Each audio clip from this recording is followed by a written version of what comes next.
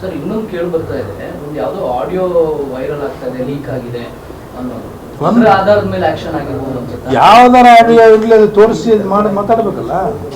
ನಿಮ್ಗಾರ ತೋರಿಸ್ಬೇಕು, ನಮಗೆ ಬೇಡ, ನಿಮಗಾರ ತೋರಿಸ್ಬೇಕಲ್ಲ.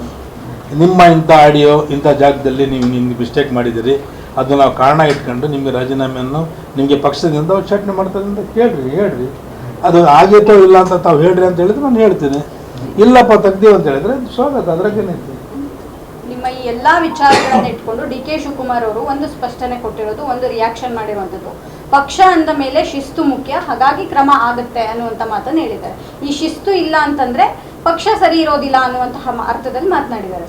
ಆಯಿತು, ಅದು ಯಾವ್ದು ಅಶಿಸ್ತು ಅಂತ ತೋರಿಸ್ಬೇಕು. ಅಧ್ಯಕ್ಷರಾದ್ಮೇಲೆ ಅಧ್ಯಕ್ಷರಾಗಿದ್ದಾರಲ್ಲ ನಮ್ಮ ಅಧ್ಯಕ್ಷರು, ಅವರು ನಾವು ಯೂತ್ ಕಾಂಗ್ರೆಸ್ ಮೂವ್ಮೆಂಟಿಂದ ಜೊತೆಗಿದ್ದೀವಿ. ಅಶಿಸ್ತು ಅಂತ ಏನಂತ ತೋರಿಸ್ಬೇಕಲ್ಲ. ಅಶಿಸ್ತು ಅಂತ ಇಂಥದ್ದು ಮಾಡಿರೋದು ಅಶಿಸ್ತು. ನೀವು ಪಕ್ಷದಲ್ಲಿ ನೀವು ಬಂದು ಕೆಲಸ ಮಾಡಲಿದ್ದ ಅಶಿಸ್ತು ಅಂತ ಹೇಳಬೇಕಲ್ಲ ನಮಗೆ. ನಾವು ಪಕ್ಷಕ್ಕೆ ಯಾಕೆ ಕೆಲಸ ಮಾಡಿಲ್ಲ, ನನಗೆ ಆರೋಗ್ಯ ಸರಿ ಇಲ್ಲ ಅಂತ ಹೇಳಿದ್ದೆ ಒಂದು.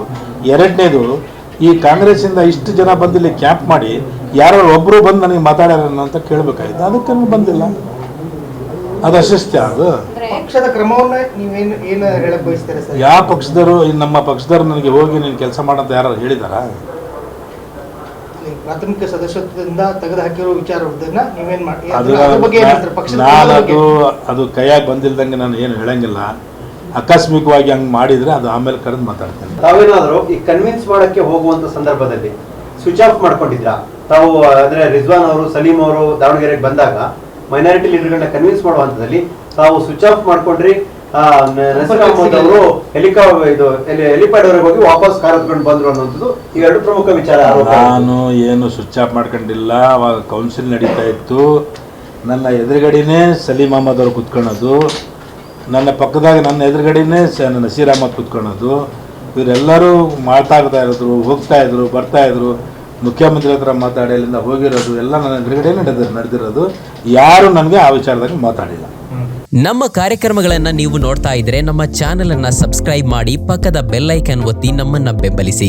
ಹಾಗೆ ನಮ್ಮ ಕಾರ್ಯಕ್ರಮಗಳನ್ನ ಲೈಕ್ ಮಾಡಿ, ಕಮೆಂಟ್ ಮಾಡಿ, ಅದನ್ನ ಬೇರೆಯವರಿಗೂ ವಾಟ್ಸ್ಆಪ್ ಮೂಲಕ ಶೇರ್ ಮಾಡಿ. ನೀವು ಹೀಗೆ ಮಾಡಿದಾಗ ನಮ್ಮ ಚಾನೆಲ್ ಮತ್ತಷ್ಟು ಜನರಿಗೆ ತಲುಪಲು ನೀವು ನಮ್ಮೊಂದಿಗೆ ಸಹಕರಿಸಿದ ಹಾಗಾಗುತ್ತೆ. ಇದು ನೀವು ಯಾವುದೇ ಖರ್ಚಿಲ್ಲದೆ ಕೆಲವೇ ಸೆಕೆಂಡುಗಳಲ್ಲಿ ನೀಡಬಹುದಾದ ಸಹಕಾರ. ಧನ್ಯವಾದಗಳು.